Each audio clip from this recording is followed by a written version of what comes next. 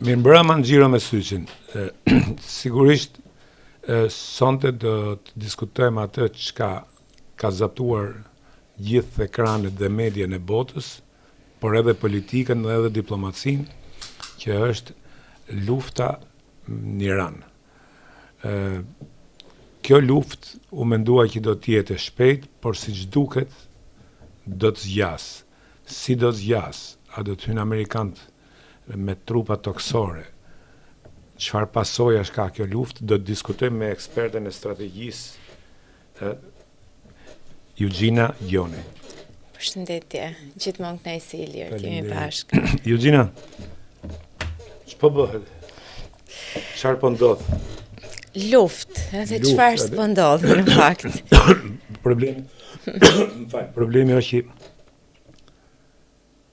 e para, si mendoni ju, kush janë arsyet e kësaj lufte?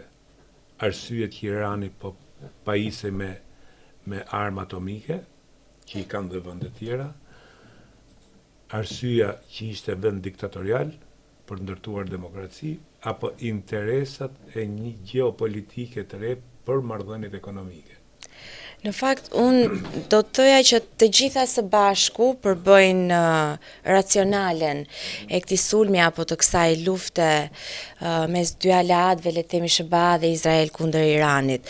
Mund t'i ndajnë në objektiva të një niveli taktik, siç është ai për shembull i shkatërimit të gjithë kapaciteteve raketore, për shembull të Iranit apo raketave balistike, po aq arsye madhore është edhe limitimi dhe ndalimi i programit bërthamor, për sa kohë ne jemi ende pjesë e një epoke të mos përhapjes së armëve të shkatërimit në mas.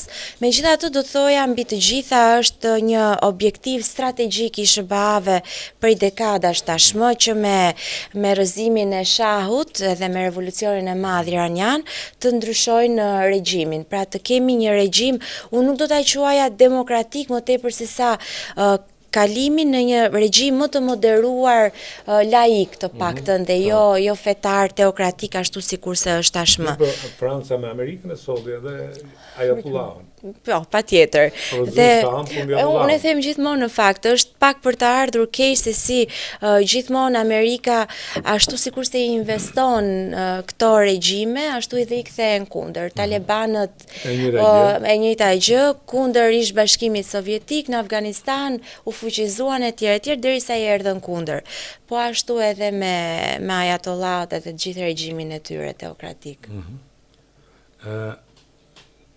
Okej, si mendoni, sa do zgjas kjo luftë dhe çfarë pasojësh do të ketë? Themi një shtrire kohore është pak e vështirë, por për sa kohë kemi një dekurajim dhe një shkatërim, do thoja unë, në mas të gjithë linjës kontrollit edhe komandës në Gardën Revolucionare Islamike, janë vrarë një sër lider, qoftë ushtarak, fetar, politik, dhe duket sikur SBA-ja po përpiqet ta dekurajoj dhe ta lodhi të gjithë regjimin në mënyrë që të ketë një paraardhës. Unë nuk e shikoj një konflikt të shkurtër, për sa kohë vetë regjimi mbahet në këmbë nga Garda Revolucionare, e cila ka disa shtresa, le të themi, dhe ka dhe aftësinë për të rikuperuar mandej. Sa më e egër tjetë dëshira apo sa më e egër tjetë rezistenca ndaj një influence të huaj, aq më jetë gjatë do të jetë edhe regjimi fatkeqësisht për ne.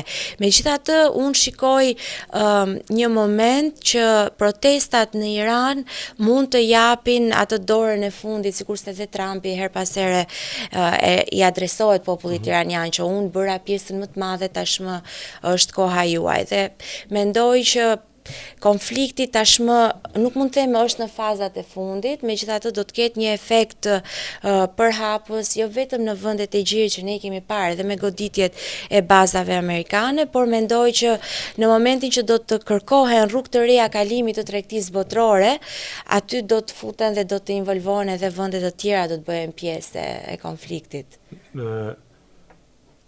Ju preket atë që janë vrarë shumë, është vrarë lideri suprem dhe zakonisht kur në vendet të tjera kur bjen lideri suprem, kur bie regjimi ose të paktën ndryshohet diçka se demokracitë janë fjalë shumë mëdha. A tregoj kjo që kanë ajo që thatë një shtrezim dhe institucione shumë të forta që pavarësisht këto veprojnë rigjenerohen prap mas të brëm është vrarë një tjetër gjenerat. Po, është vrarë një tjetër. A tregon kjo që dohën kanë një sistem shumë të fortë të ruajtjes shtetit nëpërmjet institucioneve që kanë drejtë. Sigurisht, kjo e bën më të vështirë. Kanë një strukturë më të cementuar të legitimitetit të regjimit, dhe pse ka pak kënaqësi që vinë për arsye ekonomike dhe një jetesë mirëqenie e munguar le të themi në popullsi, megjithatë vetë regjimi është i fortifikuar nga të gjitha anët. Sikurse dhe ju e përmendët Ilir, edhe vetë ajatollat erdhën të shtyt nga SBA-t, por edhe monarkia e Shahut nuk është se i bënte të kënaqur popullin iranian. Edhe aty kishte pak kënaqësi në mënyrën se si të gjitha burimet, resurset natyrore apo ekonomia u centralizua nga monarkia dhe janë të dyja këto periudha të cilat e bëjnë që popullsia iraniane të ketë një lloj rezistence ndaj këtij ndryshimi, po ajsa dhe vetë regjimi ka lojalistët e tij në atë mënyrë që nuk do dorë një influencë amerikane. Dhe pse është për të ardhur keq duke parë për shembull një krahasim me vendet e Gjirit Persik, kemi vende të zhvilluara të cilat kanë përfituar le të themi nga influenca amerikane, kanë zhvilluar infrastrukturën e tyre të hidrokarbureve, pra të resurseve, dhe një gjë e tillë nuk ka ndodhur në Iran, dhe kjo është edhe për një sër arsyesh, po flasim dhe për një trashëgimni perandorake të vetë Iranit, i cili do donte edhe tashmë të përpiqej ta mbante hegemoninë e rajonit, si një vend i cili në atë balancën e pushteteve të jetë një hegemon dhe të vendosi politikat e jashtme. Dhe këtë gjë ai e ka bërë her pas here me Proksit e veta, që gjithmonë është përpjekur të ndikojë dhe të ndërhyjë në politikën e brendshme të shumë vendeve. Dhe ndaj duket që regjimi është i fortë dhe është ashtu sikurse ju e thatë, është i shtresëzuar, dhe nga ana tjetër vetë mënyra e funksionimit të tij me Proksit apo me celulat e ndryshme, Hezbollahun, Hamasin, Huthin, e bëjnë të tillë që ai gjithmonë të rigjenerohet. Ju përmendët vendet e tjera të Gjirit. Sapo ka filluar lufta dhe dëmi ekonomik ka qenë kolosal në Dubai, Oman, gjithë vendet përreth, të cilët këto i kanë godit për arsye të marrëdhënieve me SBA-n. Para disa ditësh, nuk e di, do ta keni lexuar me siguri, pashi këto vende po mblidhen bashkë që ca masash marrin për mos qenë kaq të hapët me SBA-n që të ruajnë interesat e tyre. E para, e dyta është kjo luftë a bëhet thjesht për interesat e reja gjeopolitike, ekonomike me Azin, apo bëhet edhe për Izraelin, apo po përdoret Izraeli si shkak? Është pak interesante, ndoshta edhe kur... Se s'ka qenë, mendimin tim, s'ka qenë asnjëherë kaq e paqartë dhe kaq confused situata në botë. Nuk ka qenë asnjëherë kaq e paqartë në fakt dhe kaq e pasigurt, megjithatë me një president si Trump, i cili dhe në mandatin e tij të parë e tregoi një qasje më të ngushtë me Izraelin, që kur lëvizi ambasadën dhe kishte gjasa që edhe mandati i tij i dytë të afrohej dhe të ishte në një linjë me politikën e jashtme të Izraelit. Për sa i përket vendeve që ju përmendët, Arabia Saudite, Emiratet e Bashkuara, Omani, unë do të thoja që për sa kohë ato kanë pranuar të jenë të varura nga ajo çka i ofron SBA-ja në termat e sigurisë dhe të mbrojtjes. Pra e gjithë garancia që ata marrin për sigurinë vjen nga SBA-ja, dhe vetë fakti që kanë hapur dyert e shtëpisë të tyre për bazat amerikane është në fakt një kërcënim për to, ajsa është dhe një mbrojtje, sepse i bën target të Iranit ashtu sikurse dhe ndodhi. Edhe fakti që ato përpoqën të ishin neutrale në fillim të sulmit dhe të adresonin Iranin duke i thënë që ne nuk do ta lejojmë territorin tonë qoftë ata ajror të përdoret nga SBA, në fakt kjo nuk u mor parasysh për sa kohë dhe Irani e di shumë mirë këtë që SBA-t janë aty dhe bazat nuk bëhen kot, bëhen pikërisht për të mbrojtur, për të sulmuar apo për të paraprirë një sulm. Unë do të thoja që gjithë kjo konkurenca suni, shiite në atë rajon, sidomos me Arabinë Saudite dhe me Iranin, mendoj që është në leverdi të Arabisë Saudite kjo që po ndodh tashmë. Gjithmonë ka patur një luftë të ftohtë përtej asaj luftës së ftohtë që kemi parë ne në kontinentin ton. Megjithatë, në thelb duhet kemi parasysh gjithmonë që dhe ne po flisnim pak edhe përpara podcastit që në çdo luftë, qoftë lufta e parë, e dytë apo edhe ajo e ftohtë, në fakt kemi të bëjmë me një rishpërndarje të mirave ekonomike apo qofshin këto resurset, burimet natyrore apo dhe rrugët e reja të shkëmbimit tregtar. Dhe duket që ngushtica e Hormuzit nuk është më një rrugë kalimi i sigurt. Kemi përpjekje tashmë në Groenland për shembull për të ndryshuar rrugët e kalimit tregtisë botërore, e cila sjell një ulje, shkurtim në kohë, por edhe ulje në shpenzime ekonomike dhe duket qartë që ajo zonë tashmë aty nuk është më e sigurt. Dhe të gjitha këto kërcënime dhe pasiguri që vinë e bëjnë të detyrueshme jo vetëm SBA-n, por unë do të thoya që është momenti që dhe aleatët e saj të kenë një shëndrim pak më të fortë dhe t'i vinë në krah SBA-ve, për sa kohë nga e gjithë kjo do të përfitojnë edhe vendet europiane, jo vetëm me që përmendëm ngushticën e Hormuzit,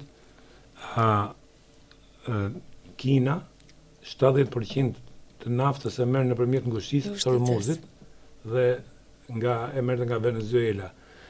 Prerja e kësaj rruge, a mendon se do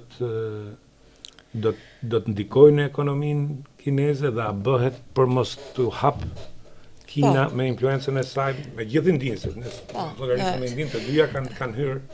Sigurisht, unë këtu do doja t'i ndaja pak të dyja, megjithatë për të bërë një kronologji të gjitha ngjarjeve. Me goditjen e Venezuelës, në fakt Trumpi goditi të gjithë BRICS-in dhe atë fortifikimin që kjo aleancë kishte bërë duke e dekurajuar dhe duke e zbutur influencën e dollarit në tregjet ndërkombëtare në këtë rast.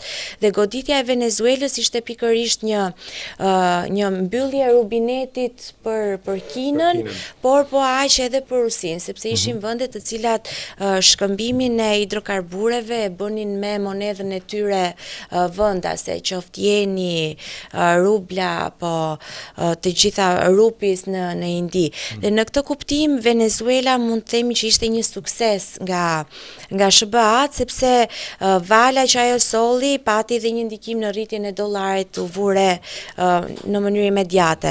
Me Iranin është pak ka rënë sërish.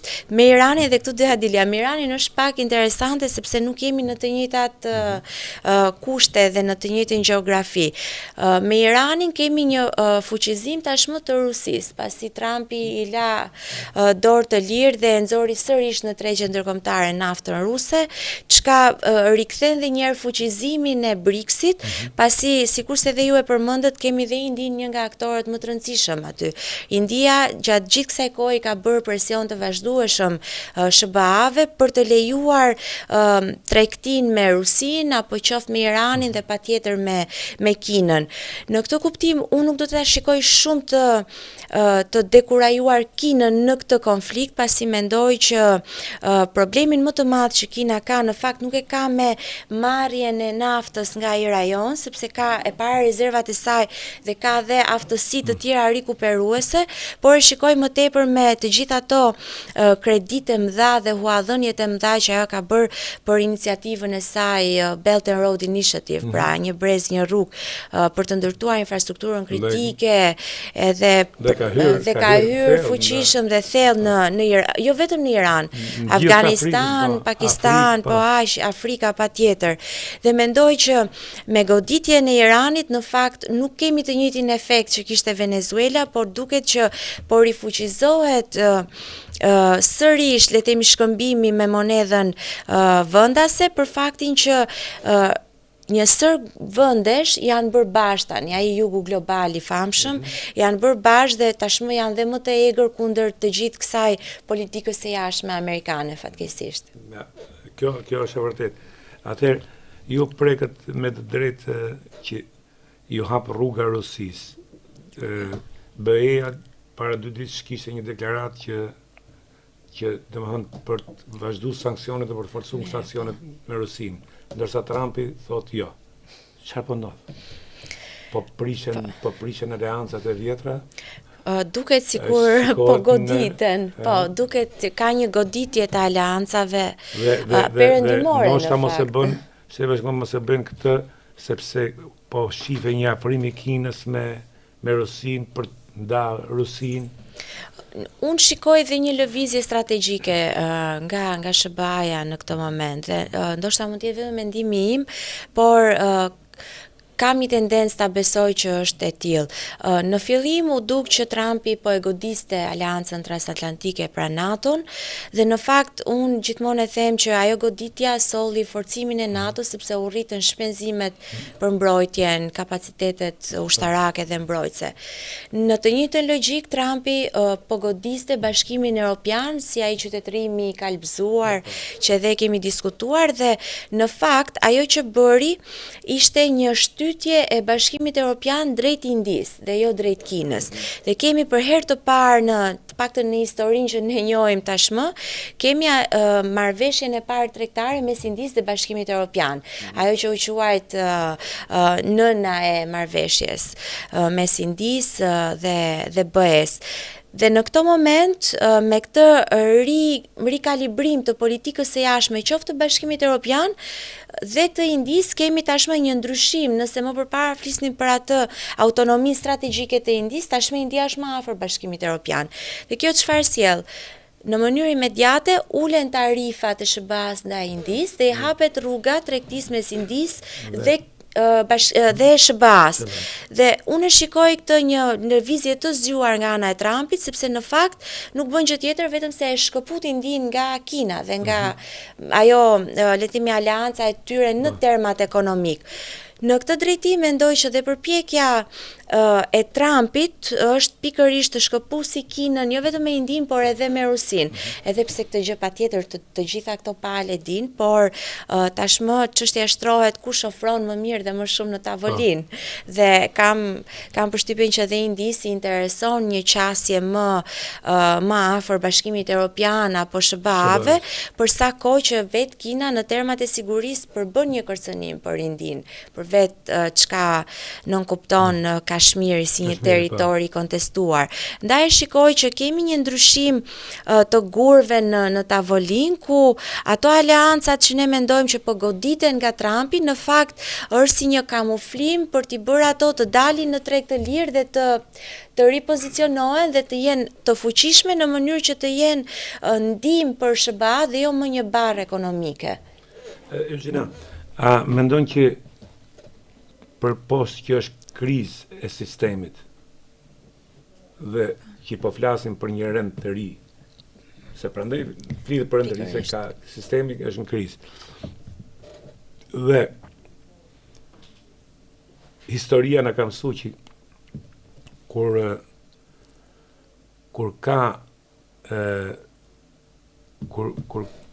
ka domethënë kur flitet për një botë të re, gjithmonë ka pas për një rend të ri botëror ka pas luftra. A jemi në pragun e një lufte të tillë, por sot janë të gjithë armatos me armë atomike. Dhe ç'mund ndodhi? Jemi në një moment të rrezikshëm. Do jetë me huje me drujm. Me huje me drujm, po. Jemi në një pikë kritike në këto momente ku tashmë përgjegjshmëria e popujve dhe e qeverive për mos ta përdorur kërcënimin bërthamor nuk ekziston më. Nëse më parë gjatë luftës së ftohtë apo post luftës së ftohtë ajo deterenca pra përmbajtja bërthamore ishte garancia e sigurisë për të gjitha vendet. Pra Afrika që nëse përdoret nuk do të kishte fitimtar, tashmë ky kërcënimi është bërë i përditshëm dhe ne po jetojmë me këtë dhe duket sikur jemi mpir nga ky realitet. Tamam jemi mpir. Jemi mpir, kemi Pakistanin që her pas here del dhe bën ndonjë kërcënim, nga ana tjetër kemi aleanca bërthamore mes Pakistanit dhe Arabisë Saudite për shembull, të stilit të NATO-s, kemi aleancën transatlantike që përpiqet të adaptohet dhe të transformohet në këtë realitet mjedis të ri të sigurisë, por ajo që patjetër ne po jetojmë është tranzicioni në një rend të ri. Se si do të jetë ky rend i ri, ka pikpyetje të shumta. Nëse më parë e tham, lufta e ftohtë ishte Rusi, SBA, tashmë është SBA, Kinë në termat ekonomike, në fakt, megjithatë kemi dhe një sër vendesh të tjera që po përpiqen të multipolare, të cilat po përpiqen të rikonfigurohen dhe problematika më e madhe është për vendet e vogla, pra për këto popujt e vegjël, të cilët duhet të jenë të kujdesshëm se në cilën anë të perdes tashmë do të rrjeshtohen dhe mos të bëjnë gabime. Po ne kemi na ka ndajë historia që na voni për 50 vjet. Në anën e gabuar të perdes. E sollët shumë mirë. Atëherë si e pat qëndrimin e Shqipërisë duke bërë një rezolut për unë do thoya që vende të vogla si Shqipëria, patjetër orientimin strategjik të tyre e kanë SBA-t, kjo është e padiskutueshme dhe kështu duhet jetë, për sa kohë SBA-ja ka qenë garantori i sigurisë dhe i mbrojtjes së Shqipërisë, por edhe çështjes kombëtare shqiptare. Megjithatë mendoj që për vende të vogla si Shqipëria do duhet të kemi një lloj maturie dhe pritje se çfarë do të flasin dhe aleatët tanë europian. Unë gjithmonë jam skeptike për Bashkimin Evropian, por në këto kushte dhe në këto raste gjithmonë duhet patur një pauzë dhe jo në mënyrë imediate të kemi një reagim të tillë, por më tepër që dhe rezoluta të tilla nuk kanë ndonjë valencë apo ndonjë rëndësi gjeopolitike në arenën ndërkombëtare. Dhe ne s'kemi ndonjë peshë. Dhe ne për më tepër nuk kemi ndonjë peshë. Do të ishte komplet e kundërta nëse do të kishim një mbledhje në Asamblenë e Përgjithshme të OKB-s dhe patjetër do duhej të votonim krah SBA-s dhe aleatëve tan. Qoftë kjo edhe kundër Bashkimit Evropian, e them gjithmonë. Por rezoluta të tilla më duket si një shpërqendrim në këto momente të politikës së brendshme dhe ndoshta mesazhe që i dërgohen më tepër Izraelit si një aleat sesa për Iranin në vetvete. A mendon se kjo luftë që Izraeli ka nisë me Iranin, Palestinën e pastroi, do të arrijë krijojat e Izraelin e madh që kanë ato ëndrrën e tyre? Ëndra dhe misioni i tyre biblik në fakt. Unë mendoj që Izraeli është në atë rrugë. Më duket gjithmonë më shumë që ajo zgjidhja me dy shtete, Palestinë-Izrael, nuk po funksionon dhe po shkojmë gjithmonë më larg. Orët e fundit kemi parë dhe një fushat të re të spastrimit, do ta quaja unë aq, të jugut të Libanit, edhe pse Izraeli u përpoq të krijonte një zonë, një territor të amortizuar ku ta kontrollonte me ushtar pikërisht për frikën edhe kërcënimin që përbëjnë Hezbollahu vet për Izraelin, duket qartë që tërheqja e Izraelit pas atij pushimit nuk solli rezultatet e pritshme dhe ka filluar një valë tjetër e goditjes spastrimit të gjithë jugut të Libanit, por kjo jo thjesht për termat e sigurisë, por pikërisht për atë misionin e Izraelit të madhe. Palestina mund të themi që në këto momente është e djegur nga ky realitet dhe duket që kemi një zgjerim po aq të madh edhe në bregun perëndimor me këto vendbanimet izraelite që janë po aq sa ilegale, por kemi her pas here edhe përpjekjen për të zgjeruar në Siri pikërisht.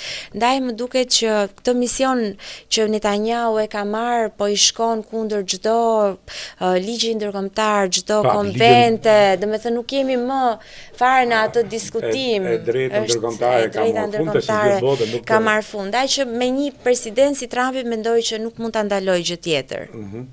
Po, atëherë për ta mbyll, në dorë në Amerikë do jenë ato midterm election. Po. Pulli ka rënë Trumpit në mënyrë drastike se asnjë president më parë. Ose ka 2-3 president ka rënë në 40. Ka rënë, po. Sigurisht lufta po e çon dhe më poshtë, sepse majoranca amerikanëve janë kundër luftës. Po, mbi 50% gati. Ka shku 60. Dhe sepse kur amerikanët indikon ke xhepi, ata nuk do me ditë më. Ka filluar shërrit gazi. Mrena një javë ka shku rreth 60-70 cent.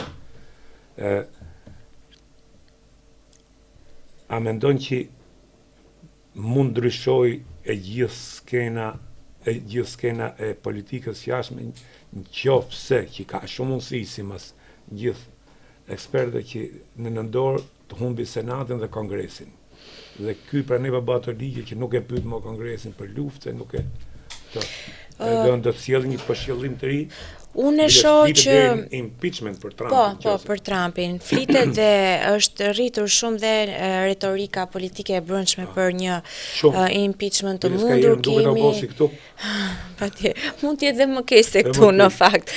Megjithatë, duhet kemi gjithmonë parasysh që këto aktet ekzekutive apo ligjet, në thonjza që nxjerr Trumpi, në fakt nuk janë ligje për sa kohë nuk kalojnë Senatin dhe Kongresin dhe nuk votohen aty, dhe këta e kemi parë që disa akte ekzekutive janë hedhur poshtë nga kjo. Ndaj mendoj që edhe në këto momente sado të përpiqet Trumpi të ndryshojë diçka, mund të rrëzohen sërish në Kongres. Unë shikoj pak të lëkundur në këto momente pozitën e tij, sepse kemi mbi 55% të amerikanëve, jo vetëm baza e Trumpit, pa të gjithë amerikanëve në përgjithësi, qofshin republikan apo demokrat, që janë kundër luftës. Dhe kjo pikërisht sepse Amerika jo vetëm ka humbur në miliarda dollar, po ka humbur dhe shumë jetë ushtarësh, dhe kjo është kur më fal që ju preva, kur Trumpi tha që edhe mund të hyjë me trupa, aty filloi në mënyrë drastike. Se sa jetë kanë humbur në Irak, në Afganistan. Ku? Në Vietnam, ku arrite? Pikërisht, dhe kjo është problematika më e madhe që do të haste Trumpi në këto midterm, pra zgjedhjet e nëntorit. Kam përshtypjen që do të kemi një rikalibrim të politikës brendshme, mund të kemi një balancim, sepse edhe gjithë ai sistemi check and balance aty nuk funksionon më, kështu që mund të kemi një forcim të demokratëve. Megjithatë, un kam pikpyetjet e mia e lirë, sepse edhe me Bidenin ne e pam që politika e jashtme e Amerikës ndaj Iranit nuk ndryshoi. Pra, nëse Trumpi i vendosi sanksionet në mandatin e parë Iranit dhe doli nga ajo marrëveshja bërthamore, të njëjtën qëndrim mbajti dhe Biden dhe demokratët. Nuk i hoqën sanksionet, nuk e rivendosën marrëveshjen bërthamore, ndaj mendoj që do të jetë po e njëjta politike jashtme për rrëzimin, sepse qëllimi më i madh është pikërisht ndryshimi i regjimit islamik në Iran, dhe janë shumë më afër se kur ndonjëherë në këto momente. Po, duke thënë këtë, eksperjenca na ka treguar që rrëzimi i regjimeve nuk ka ndryshuar mënyrën e as ka sjell demokraci, as ka këtë e kemi. Kulmi është me Irakun që hikën me këtë Afganistanin. Që u larguan në atë mënyrë. Jo, u larguan një në atë mënyrë, dhe tjetra që ishin talibanët, edhe erdhen prapë talibanët. Erdhen sërish, po. Kjo është, domethënë për çfarë u bë gjithë ajo luftë 9 vjet. Dhe gjithë ata të vrarë në Afganistan. Dhe gjithë ata harxhime. Çfarë ndryshoi? Unë mendoj që isha atje erdhe prapë aty. Pikërisht. Mendoj që Trumpi ka një qasje tjetër dhe fatmirësisht ka këtë qasje në ndryshme tani. Jo transportimi dhe vendosja e demokracisë sipas shëmbulltyrës perëndimore apo asaj që ne dim. Ndoshta do të ndjeki modelin e Maduros. Akoma nuk po e ndërtojmë dot. Kam përshtypjen që do të përpiqet të ndjeki modelin e Maduros, stilin e Maduros, pra nuk kemi një ndryshim regjimi në demokraci liberale, por kemi një lider tashmë si Delcy Rodriguez që është pak më e moderuar dhe e ka lejuar këtë privatizimin apo shkëmbimin dhe tregtimin e naftës me Amerikën dhe mendoj që do të përpiqet më tepër në këtë drejtim se sa të sjellë demokracinë sipas asaj që nuk kupton për perëndimin. Nuk e sjell dot edhe vetë perëndimi, themi drejtën është një kur themi krizë sistemi është edhe një krizë edhe krizë vlerash demokratike. Patjetër. E fundit, Ballkani, ku qëndron në gjithë këtë zallamahi dhe ku janë shqiptarët sot, si në Kosovë edhe në Shqipëri? Ne jemi që kundi, do thoja unë. Fatkeqësisht Kosova është në një gjendje më keq se kur. Nuk e kuptoj edhe këtë më duket infantile që kënaqemi me faktin që BE-ja i hoqi masat, po ndërkohë është, do thoja, budallik nëse më lejon, sepse në vend të parë nuk duhet i vendoste këto masa. Pra nuk duhet ishin bërë të gjitha ato gabime politike dhe diplomatike. Narrativa më e gabuar që ngrihet në Kosovë dhe unë e përmend gjithmonë është presidenti kryeministri Kurti përpiqet gjithmonë të vendosi dy alternativa zgjedhje për Kosovën. Pra ose ne do të jemi dhe do të bëjmë çfarë thon ndërkombëtarët dhe në këtë rast janë SBA-t, ose ne do të vazhdojmë me këtë luftën tonë guerilase politike kundër SBA-s, kundër BE-s, kundër gjithë botës për pavarësinë. Tani këto nuk janë dy gjëra të ndryshme. Ti ke atë shtet për shkak të SBA-s. Dhe këtu qytetari i Kosovës apo politika e Kosovës nuk ka zgjedhje tjetër këtu. Dhe mendoj që e gjithë kjo retorik politike nuk i shërben askujt përveç se ati dhe Vučić nga një ranë, sepse sa më e fort jetë kjo narrativ nga Albini, aq më të forta i ka pozitat dhe Vučić brenda në Serbi, sepse të dyve i duhet ai kërcënimi i jashtëm, pra ajo frika që do na sulmoj Shqipëria, Kosova, Kroacia në rastin e Serbisë apo frika që do na sulmoj Serbia në rastin e Kosovës. Ndërkohë që nëse do të shikojmë në terma ekonomik, Serbia vazhdon përfiton nga Bashkimi Evropian, ku Kosova është mjerushëm në këto vite. Dhe pastaj kemi dhe këto teatrot politike mes presidentes, kryeministrit, që është për të ardhur keq edhe një figurë unitare dhe që bashkonte jo vetëm popullin e Kosovës, por edhe politikën e jashtme, qoftë ato të Bashkimit Evropian dhe të SBA-ve, ne tashmë dhe e dogjëm dhe për pazare politike. Ne kam diskutuar këtu me Benandonin, prite kjo do që kur u bën zgjedhjet, prite që do të jetë kriza tjetër duke pas parasysh politikën e Kurtit. Pikërisht. Dhe kjo me të drejtë, unë mendoj që thatë dhe ju mendoj që kjo po e dëmton shumë Kosovën. Shumë, po e dëmton shumë kur vëmendja nuk është aty. Kur vëmendja nuk është aty dhe këtë aty me një ndryshim të hartës geopolitike. Po. Kosova është në gjendje tani nuk është sikur largohen. Nuk është në një gjendje të mirë, do të thoja, dhe për më tepër kemi gjithmonë këtë garën e armatimeve që Serbia ndjes vetëm po forcohet. Tashmë kemi dhe blerjet e fundit nga Kina, pra kemi një fuqizim të forcës ushtarake dhe kapaciteteve ushtarake të Serbisë, e cila nuk është as pak një siguri apo faktor stabiliteti për gjithë rajonin. Nga ana tjetër kemi dhe Shqipërinë nga ana tjetër që nuk po e gjejmë veten as ne me këto problematika tonë. Është shumë rëndësishme. Ato çdo që të ndodhin janë përgatitur ushtarakisht, janë fuqi e madhe ushtarake. Dhe të hyjnë prapë në Kosovë, mos jenë trupat amerikane.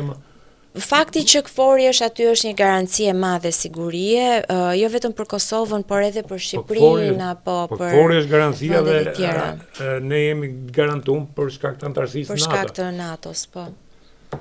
Gjina që se ke gjë për shtu, për politikën e brendshme? Unë nuk naqa, në fakt, për politikën e brendshme është një situatë po aq jo e mirë. Në fakt, unë përpishem ta ndjek edhe zhvillimet në çështjet e sigurisë, mbrojtjes apo politikës së jashtme dhe duket që të dyja këto shtylla të rëndësishme, mbrojtja me politikën e jashtme, duket si janë prej pikërisht e këtij destabilitetit politik dhe nuk kemi një forcim apo një orientim ashtu siç duhet krah aleancës transatlantike, do thoja unë, po kemi her pas here këto lëkundje që vijnë edhe për shkak të ndryshimeve të drejtuesve të këtyre dy ministrive apo dy shtyllave kryesore dhe mendoj që ka ardhur momenti tashmë që ajo rezilienca apo nevoja për rimëkëmbje dhe për forcim kombëtar tashmë të jetë pak më e dukshme për Shqipërinë.